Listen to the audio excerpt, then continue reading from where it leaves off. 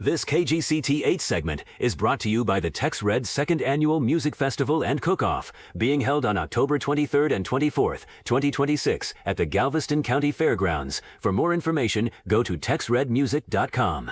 Today, KGCT 8 sat down with Gulf Coast area realtor Blake Baker to discuss area real estate matters. Today I'm with Blake Baker, a licensed realtor, and we're going to talk today about just the real estate market in general in the Gulf Coast area. Thank you for joining me, Blake. Yeah, thanks for reaching out, and it's a pleasure to do the interview. Well, thanks. So let's jump right in. So what's the condition of the market right now? What's inventory looking like? Inventory is on the rise. It's softening, I would say. It's definitely teetering towards a buyer's market.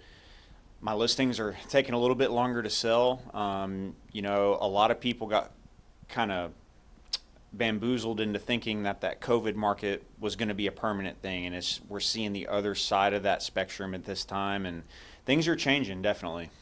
Well, is there any sweet spots out there where perhaps there's some good bargains to be had? It's an area that someone should perhaps consider? Yeah, absolutely. I mean, if you look at my social media, my theme right now is buyers taking advantage of growing inventory and going out there and making low offers. I mean, if you need to go buy a home right now, I would just take the pick of the homes you like and pick your favorite neighborhoods where there's, a lot of inventory, and yeah, make offers. I mean, this is the time where sellers are going to be kind of questioning what's going on. Why is my house sitting on the market? And then especially in markets like Galveston Island, even around here in League City, a lot of the new construction neighborhoods are loaded with inventory. Legacy is one where they have 57 listings on MLS with 30 price reductions. So new construction, you can get great deals right now. They're paying a lot of closing costs. They're doing everything they can to get you into the home by paying a lot of the upfront costs to get you in there. So definitely deals, definitely opportunities to be had in this market. So I guess one tip would be to really do your homework and know the area where you're considering buying, because that's going to be a factor in making an offer on that home. Yeah, absolutely. I mean, there's markets that are still pretty competitive, like certain areas of Friendswood, for example.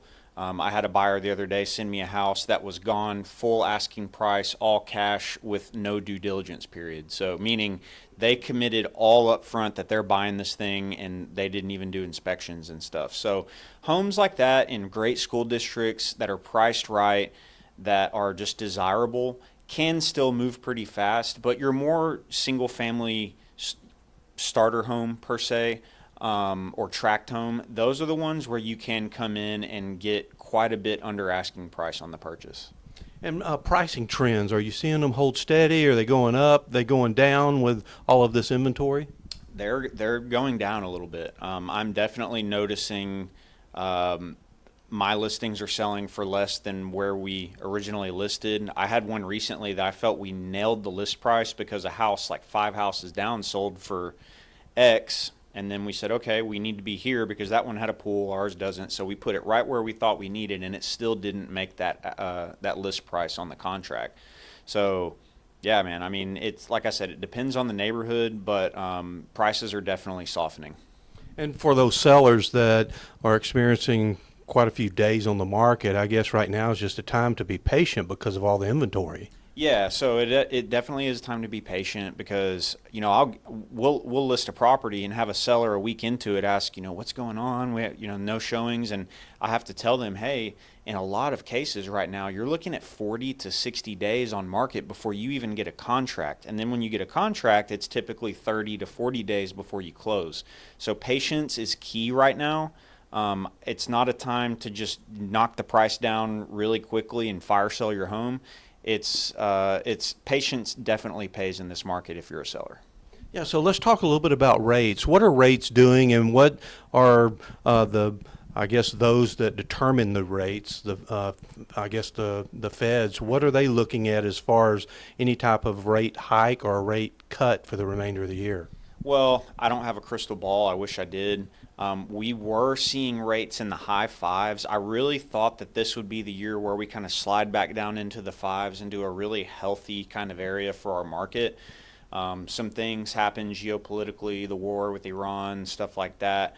that kind of popped rates back up a little bit, and that's because inflation went up. So if rates go down, inflation goes up, and when inflation goes up, the rates had to stay up to keep it from running out of control. So that's kind of why rates are actually going a little up right now. We're seeing from 6.3 to 6.8, depending on your credit score and the type of loan and things like that, your term. But yeah, they're going up. They have been trending upwards a little bit. They're not quite to 7, and my personal opinion, like I said, I don't have a crystal ball. I think rates kind of have to stay where they're at right now. Inflation was up. It's kind of backed off a little bit. It's a little more under control right this second than it was. But I don't think, and this, a lot of people may disagree with me. My personal opinion is I don't think a big rate reduction would be the best thing for the market right now, because inflation would go back higher if rates dip, inflation would go higher, and then prices would go up. So if you had rates hit 5% flat today, buyers would be on the streets, there'd be bidding wars again, and prices would just continue to escalate.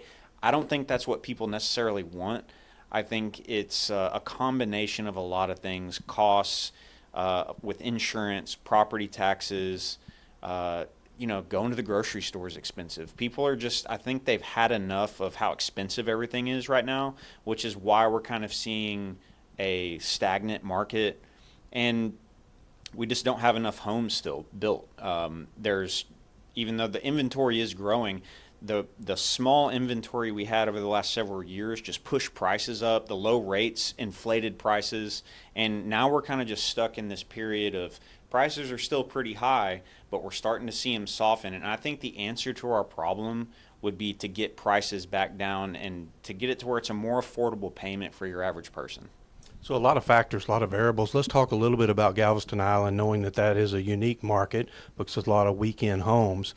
From what I understand, there's a real excess inventory there. So what's going on the island? So if you've followed me on social media, you've maybe seen my Galveston video, and I do one of those every couple months just to highlight how crazy that market is from a perspective of inventory. So there's over 1,600 active listings on Galveston Island alone.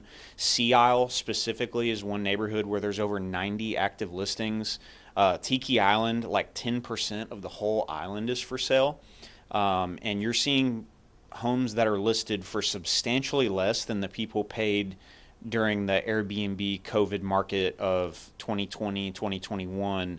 And it's, like I said before, it's the insurance. I mean, I've heard of homes that are $25,000 a year to get insurance. The taxes have gone up because the values, the prices went up. So then the appraised value goes up, then your taxes and insurance go up. And for a lot of those buyers, Galveston is 53% non-owner occupied. So this is just an extra expense for the people who own these homes more often than not, or it was a business decision to get into the Galveston market and do the short-term rental thing. And there's just so many short-term rental options in Galveston right now that, maybe homes aren't booking the way they thought they were, and that bottom line is getting pretty thin, if not in the negative. So that's why you're seeing people trying to just get rid of these homes in Galveston. And Galveston is one of the biggest opportunities for you to go down and just make a low ball offer. And if you want a beach house or a vacation home, it's overwhelming the amount of choices you have in Galveston. Well, there you have it. A lot of very good insight, and I appreciate that. In future segments, we'll be talking more about what a seller should be doing when they're getting their house ready to put it on the market, and then also talk more about a buyer and what are some of those tips so that you can go out and purchase that new home. So do you have any hot listings, something that you would suggest somebody jump on right away that's maybe a good buy, or the type of home that just doesn't come along that often? So I have one on Toddville Road. It's 1015 Toddville Road. It's built with all Cat 5 construction. It's got explosive panoramic views of Galveston Bay and the lake behind it. So everywhere you look out, there's water views. Just listed it at $995 this last week. So if you're looking for that special retreat on the water, this is definitely one to look at. Okay, good. Thank you. I appreciate the insight and the information. You've got a lot of good information here from a true expert. So thank you for joining me today. Absolutely. Thank you. This KGCT 8 segment was brought to you by the Tex Red 2nd Annual Music Festival and Cook-Off, being held on October 23rd and 24th, 2026 at the Galveston County Fairgrounds. For more information, go to texredmusic.com. KGCT 8.